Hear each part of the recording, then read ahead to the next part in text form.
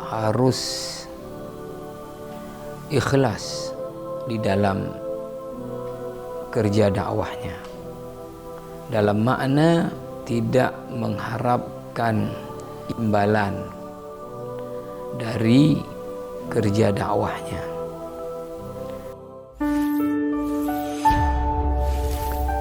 Bismillahirrahmanirrahim.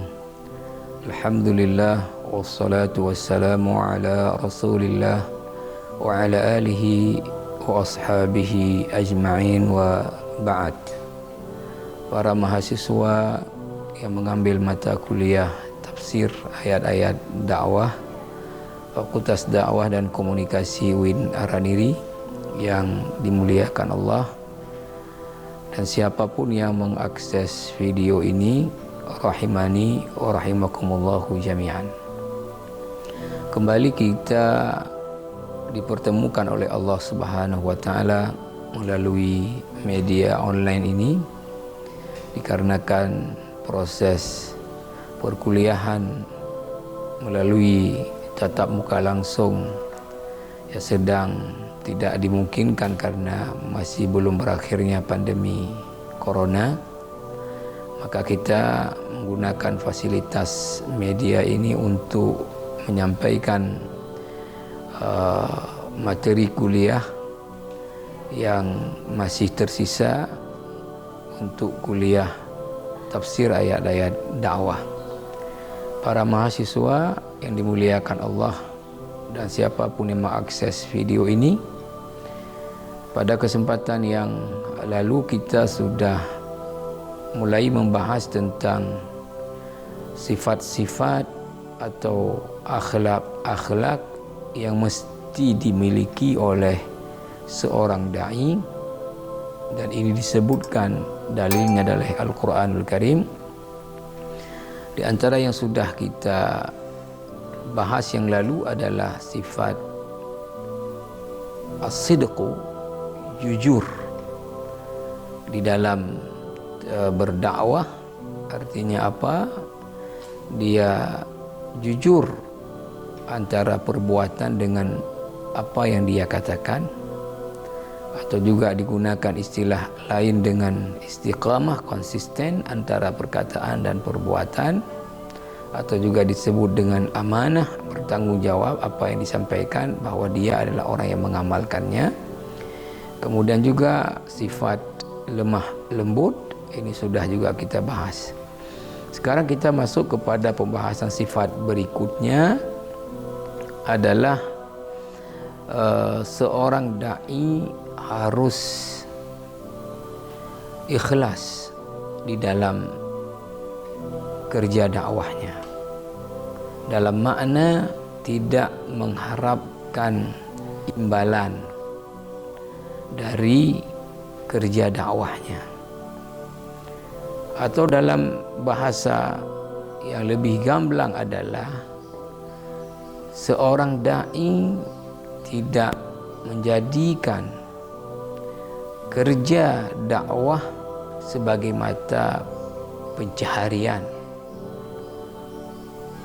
tetapi dakwah harus dilakukan semata karena Allah Subhanahu wa taala, bukan mengharapkan amplop yang diberikan oleh pihak-pihak tertentu setelah kita memberikan dakwah.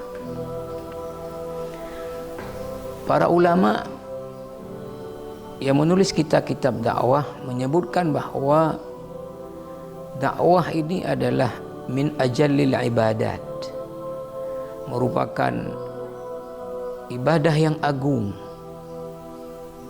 Maka setiap ibadah dan amal kebajikan tentu niat untuk itu menjadi perkara paling penting.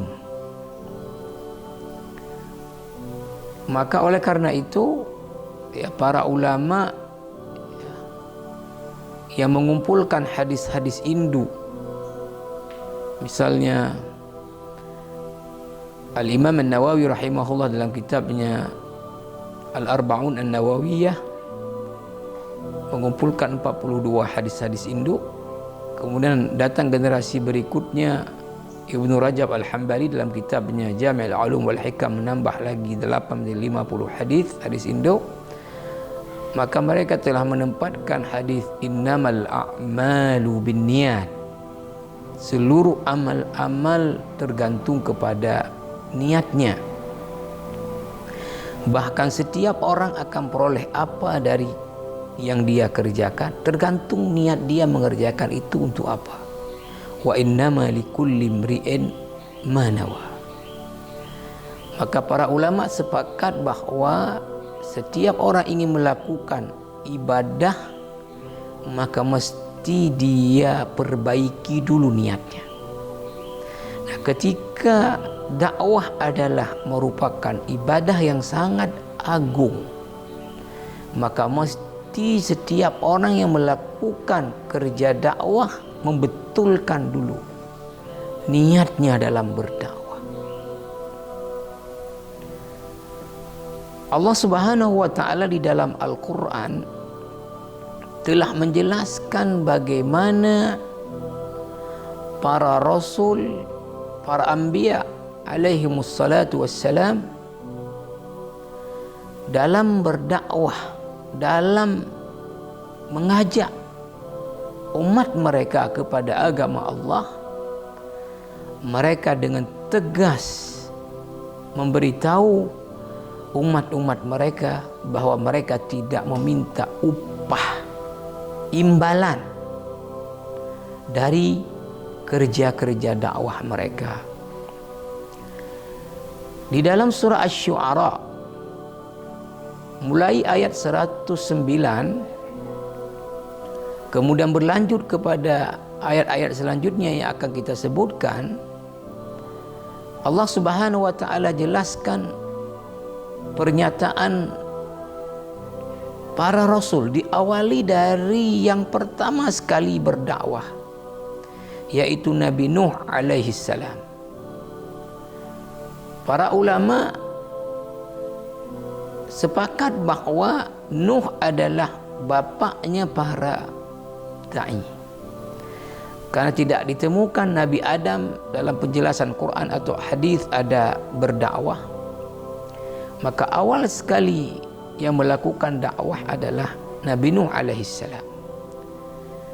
Maka Nabi Nuh alaihi salam yang berdakwah kepada umatnya selama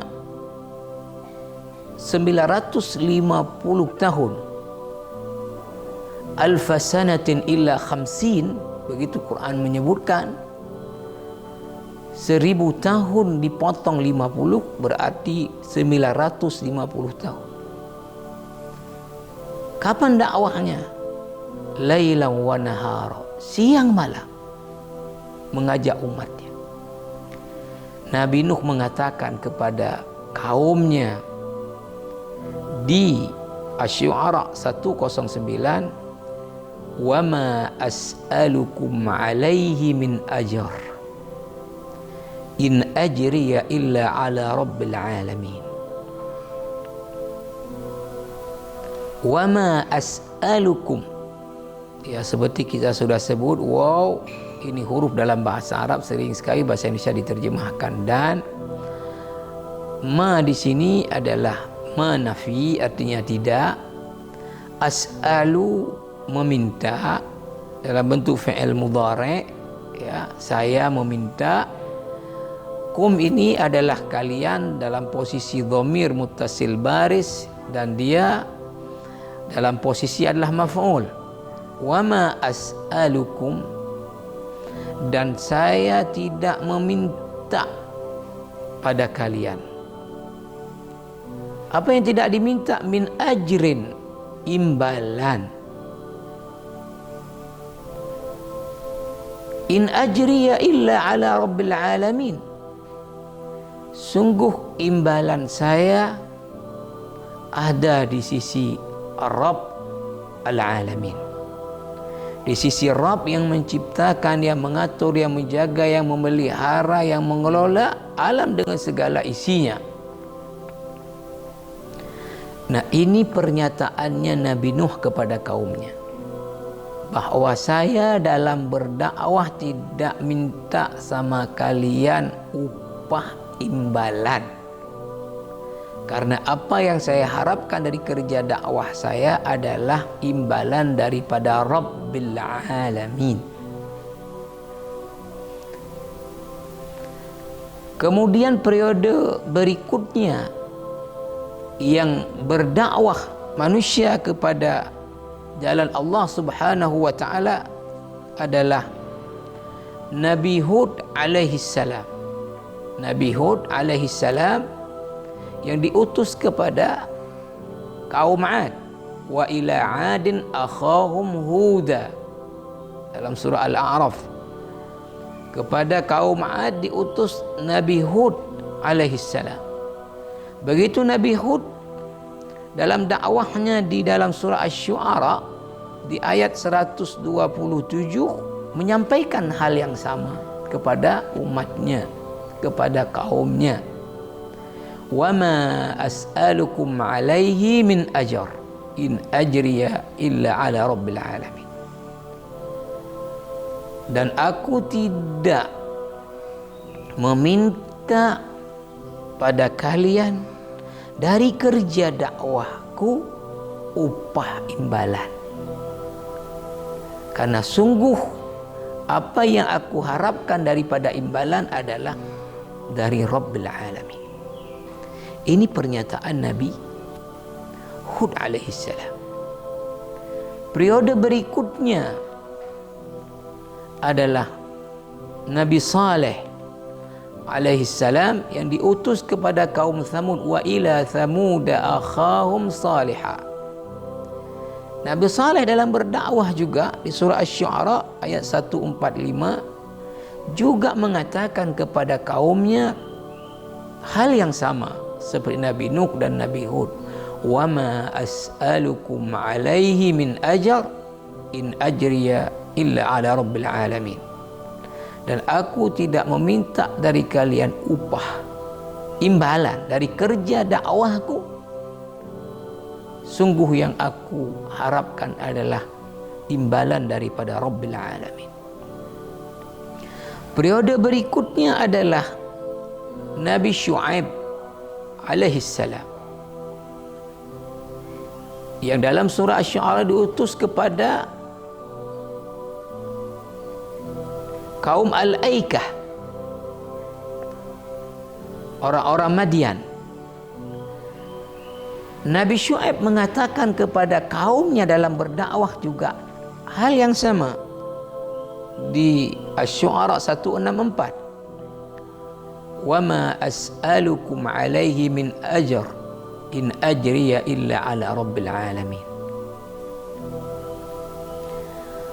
Aku tidak minta dari kalian dari kerja dakwahku imbalan upah.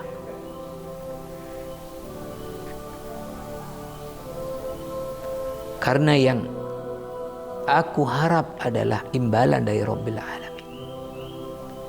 Periode berikutnya dalam surah Asy-Syu'ara adalah Nabi Lut alaihi salam. Dalam mendakwahkan kaumnya di Asy-Syu'ara 180 juga mengatakan hal yang sama. Wa ma as'alukum 'alaihi min ajr in ajriya illa 'ala rabbil alamin. Ini Allah ceritakan ulang pernyataan para rasul yang berdakwah kepada kaumnya dan mendapatkan macam-macam sikap penentangan dari kaumnya. Mereka mempertegas bahawa mereka tidak mengharap imbalan dari kaumnya dalam menyampaikan dakwah agama Allah. Sebagai nabi yang terakhir dan penutup para nabi dan para rasul, dan risalahnya adalah risalah universal alamiyah untuk semua umat manusia, Nabi besar Muhammad sallallahu alaihi wasallam di dalam surah Al-An'am di ayat 90 juga Allah perintahkan Nabi untuk memberitahu umatnya. Berarti memberitahu seluruh manusia sampai dunia ini kiamat nantinya, bahwa Nabi dalam menyampaikan dakwah agama Allah tidak meminta imbalan daripada umatnya. Qul, katakan hai Muhammad, la as'alukum alaihi ajra, aku tidak minta pada kalian dari kerja dakwahku imbalan. In huwa illa dzikra lil alamin, sungguh Al-Quran adalah merupakan peringatan kepada alam ini. Dalam tafsir Al-Munir, Syekh Wahab Az-Zuhaili mengatakan bahawa Nabi sallallahu alaihi wasallam diperintahkan Allah untuk menyampaikan kepada kaumnya bahawa sebagaimana para rasul-rasul sebelumnya yang dalam dakwah mereka tidak meminta imbalan kepada kaumnya, begitu juga Nabi sallallahu alaihi wasallam dalam menyampaikan Al-Quran kepada umatnya tidak mengharapkan imbalan dari mereka. Dan sungguh Al-Quran itu menjadi pemberi peringatan. Para mahasiswa dan siapapun yang mengakses video ini, rahimani wa rahimakumullahu jami'an. Jadi dengan tegas sekali kita dapatkan dalam Al-Quran pernyataan para rasul yang berdakwah, dan terakhir dari Nabi Muhammad sallallahu alaihi wasallam dengan tegas menyampaikan kepada umatnya tidak mengharapkan imbalan dari mereka dalam berdakwah. Maka tentunya ini menjadi patron kepada seluruh dai atau setiap orang yang berdakwah, hendaknya tidak mengharapkan daripada dakwahnya itu imbalan daripada jamaah yang mendengarkan dakwahnya. Saudara-saudara saya yang dimuliakan Allah Subhanahu wa taala, mungkin menjadi pertanyaan penting karena di kita ada tradisi para penceramah, khatib-khatib Jumat yang mengisi pengajian-pengajian. Nah, ini semua dalam frame dakwah. Karena dakwah dalam makna yang luas adalah seperti Abdul Fattah Al-Bayanuni mengatakan, baik itu menyampaikan agama kepada orang lain dalam bentuk itu namanya tabligh, atau mengajarkan agama dalam bentuk ta'lim kepada orang lain, atau sekedar mengajak atau mencegah orang berbuat kemungkaran. Ini adalah semuanya dalam frame berdakwah. Nah, di kita ada tradisi bahwa para penceramah, para khatib diberi imbalan. Nah, pertanyaannya bagaimana ini? Para ulama ya telah membahas di dalam berbagai kitab. Misalnya dalam kitab Ulumul Quran yang ditulis oleh Syekh Manna Al-Qattan. Begitu juga dalam kitab misalnya Al-Fiqh Al-Islami wa Adillatu oleh Syekh Wahab Az-Zuhaili. Kemudian begitu juga dalam Al-Mu'tafil Fiqh Syafi'i. Dalam pembahasan tentang kerja-kerja agama, bagaimana kalau sekiranya mengambil imbalan. Para ulama beda pendapat dalam masalah ini. Misal dalam Ulumul Quran dikatakan oleh Manna Al-Qattan, ada yang mengatakan di antara ulama, kalau sudah mengambil imbalan duniawi, maka itu tidak akan mendapatkan pahala ukhrawi. Karena antara pahala al-thawab dengan al-ajar ini dia tidak bertemu. Kalau sudah mengambil imbalan maka tidak ada pahala akhiratnya. Ini ada pendapat yang mengatakan seperti ini. Tetapi juga ada pendapat yang karena ada hadis Nabi sallallahu alaihi wasallam, inna ahaqqa ma akhaztum alaihi ajran kitaballah, sesungguhnya yang paling berhak kalian ambil imbalan adalah dari mengajarkan Al-Quran. Maka ada para ulama yang mengatakan dibolehkan mengambil imbalan daripada kerja-kerja agama. Nah, kemudian pendapat yang menengahi dari perbedaan pendapat ini dan ini yang dianggap paling tepat adalah bahwa secara tentu tujuan dan niat dari menyampaikan dakwah atau mengerjakan kerja-kerja agama bukanlah untuk imbalan duniawi,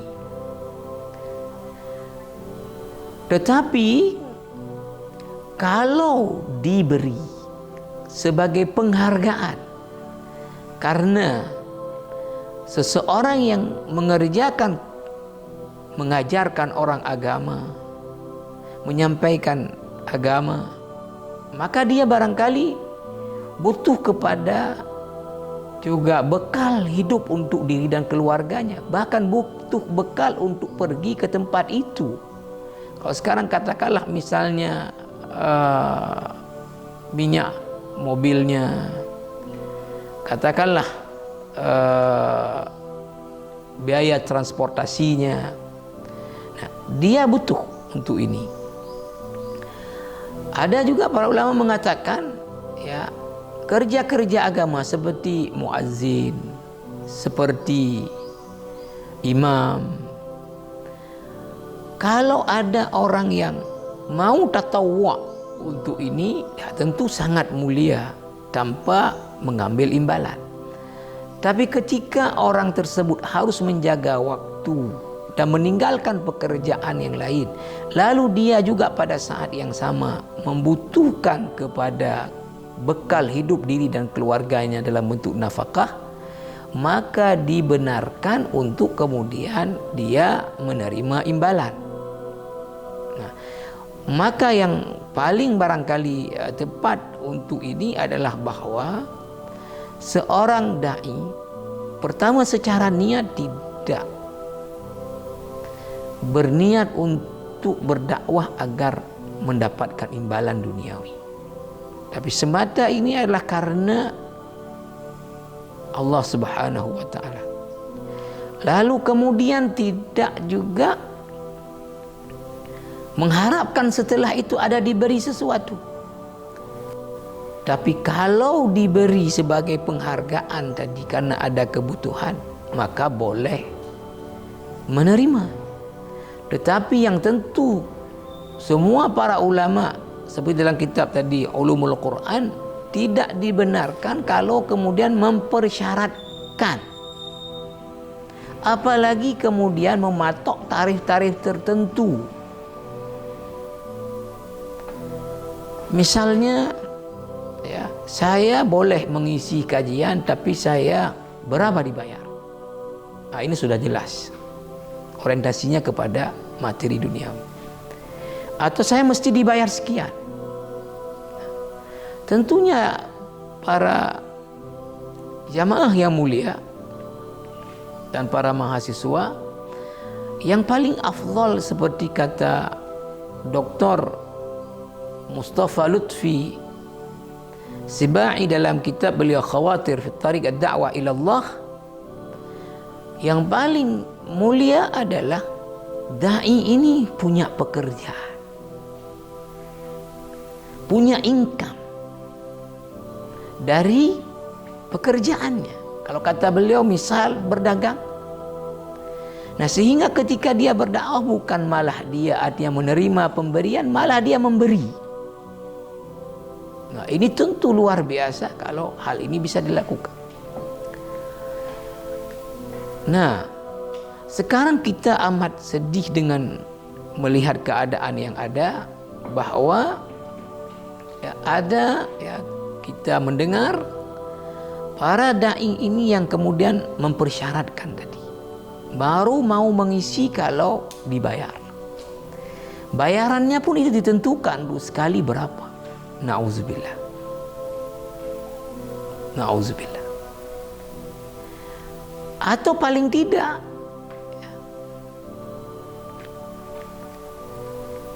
orang tersebut mengharapkan nanti setelah dia memberi ceramah atau pengajian dia dapat imbalan. Ini jelas dari niat dia sudah juga tidak betul. Nah, maka kita diingatkan ya, kerja-kerja agama kalau kita kerjakan bukan karena Allah. Ibnu Rajab Al-Hambali mengangkat ini dalam mensyarah hadis innamal a'malu binniyat wa innamal likulli imri'in ma nawa, sampai akhir daripada hadis ini. Beliau telah mengangkat satu hadis diriwayatkan oleh Imam Muslim dalam sahihnya dan juga beberapa perawi yang lain, Imam Ahmad An-Nasai, bahwa Rasulullah SAW memberitahu bahwa di akhirat nanti orang yang paling pertama akan diadili adalah orang yang mati syahid di jalan Allah.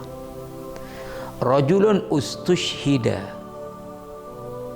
kemudian dia didatangkan, fa'arrafahu ni'amaha fa'arafaha, lalu kepadanya ditampakkan nikmat-nikmat yang akan dia peroleh dari dia berjuang di jalan Allah sampai mati syahid. Lalu kemudian dia mengetahui inilah yang akan dia peroleh. Lalu ditanya oleh Allah kepada dia, bagaimana kamu peroleh ini? Ma amilta, apa yang sudah kamu buat? Dia katakan, qataltu fi sabilika hatta ustushhidtu. Saya berperang di jalanmu, berjihad di jalanmu ya Allah, sampai aku mati syahid. Apa kata Allah kepada orang? Qala kadzabta, bohong kamu. Qatalta liyuqala innaka jari, kamu kan berperang agar dikatakan kamu orang pemberani. Lalu orang ini kemudian dilempar ke dalam neraka. Wal'iyazubillah. Orang yang kedua disebutkan dalam hadis Sahih Muslim ini adalah rajulun ta'allama al-ilma wa 'allamahu wa qara'a al-Qur'an. Orang yang belajar ilmu, mengajarkan ilmu, membaca Al-Quran. Lalu kemudian dia diadili dengan dinampakkan nikmat-nikmat yang akan dia peroleh dari kerjanya itu. Lalu dia ketahui inilah yang akan saya peroleh. Allah tanya sama dia, ma amilta, apa yang sudah kamu buat sehingga kamu mendapatkan nikmat sehebat ini? Dia katakan, ta'allamtul ilma wa 'allamtuhu. Saya belajar ilmu dan mengajarkan ilmu karenamu ya Allah. Dan saya membaca Quran juga karenamu ya Allah. Allah mengatakan kadzabta, kamu bohong. Kamu belajar ilmu, mengajarkan ilmu untuk dikatakan kamu orang alim. Kamu baca Quran untuk dikatakan kamu qari. Maka orang dilempar ke dalam neraka. Yang ketiga adalah orang yang diberi Allah kelapangan rezeki, punya banyak harta, lalu kemudian dia infakkan itu di jalan Allah, lalu kemudian disidang dia di hari akhirat dengan dinampakkan nikmat yang akan dia peroleh. Lalu kemudian ditanya, apa yang sudah kamu buat? Orang ini mengatakan, saya berinfak di jalanmu ya Allah karenamu. Allah mengatakan, kadzabta, kamu bohong. Kamu berinfak untuk dikatakan kamu itu adalah jawad, orang yang dermawan. Lalu dilempar ke dalam neraka. Ini konsekuensi kerja-kerja agama, niatnya tidak karena Allah. Apalagi kerja-kerja dakwah yang merupakan ibadah paling agung. Maka kita sekarang melihat ada kesedihan ketika kita melihat tadi ada penceramah yang mensyaratkan harus dibayar, mensyaratkan sekian dibayar. Kemudian juga ya, masyarakat kadangkala tidak membuat kegiatan ada tausiah agama dikarenakan tak sanggup membayar. Nah, saya pribadi berpendapat bahwa kalaupun diberi kepada ya, para penceramah ini, maka diberilah yang wajar. Bukankah misalnya dalam mazhab Syafi'i, hak amil dalam zakat itu bukan pembagiannya berdasarkan kepada pembagian senif, tapi dia diambil berdasarkan kepada upah kerja, ujratul mithal. Maka dia duluan diambil sebelum kemudian zakat dibagi kepada senif yang lain berdasarkan kepada beban kerjanya, berapa upahnya. Nah, artinya apa? Bahwa kalaupun diberi karena orang ini tadi membutuhkan biaya untuk ke situ, meninggalkan pekerjaan yang dia butuh juga biaya nafkah dalam hidupnya, tapi yang wajar, tidak kemudian diberi dalam jumlah yang juga tidak wajar, sehingga membuat ini kemudian merusak juga hati-hati para dai ini. Saya lagi-lagi ya mengingatkan diri saya dan para dai khususnya, ya, bagaimana kiranya di akhirat nanti kalau kita bertemu dengan Mus'ab ibnu Umair radhiyallahu anhu. Ini sahabat yang syahid di Uhud. Disebutkan bahwa beliau ini adalah pemuda yang sangat tampan dan kaya raya di Mekah. Lalu kemudian ketika beliau berjuang bersama Nabi mendakwahkan agama ini, pada waktu syahid di Uhud, Mus'ab ibnu Umair hanya punya kekayaan sehelai kain di badannya. Itu pun ditutup kaki terbuka kepala, ditutup kepala terbuka kaki. Habis kekayaannya dipergunakan untuk mendakwahkan agama. Bagaimana kita yang kemudian menjadi kaya gara-gara berdakwah? Kalau bertemu dengan Mus'ab ibnu Umair di akhirat nanti, di mana mau kita letakkan wajah kita? Mudah-mudahan ini menjadi manfaat bagi saya dan semua orang-orang yang mengambil usaha dakwah untuk kembali membetulkan niat daripada usaha dakwahnya seperti para rasul, para anbiya alaihi salatu wassalam, yang mereka dengan tegas mengatakan kepada umatnya dalam berdakwah tidak mengharapkan imbalan dari mereka, tapi imbalannya dari Allah Subhanahu wa taala Rabbil alamin. Wassalamualaikum warahmatullahi wabarakatuh.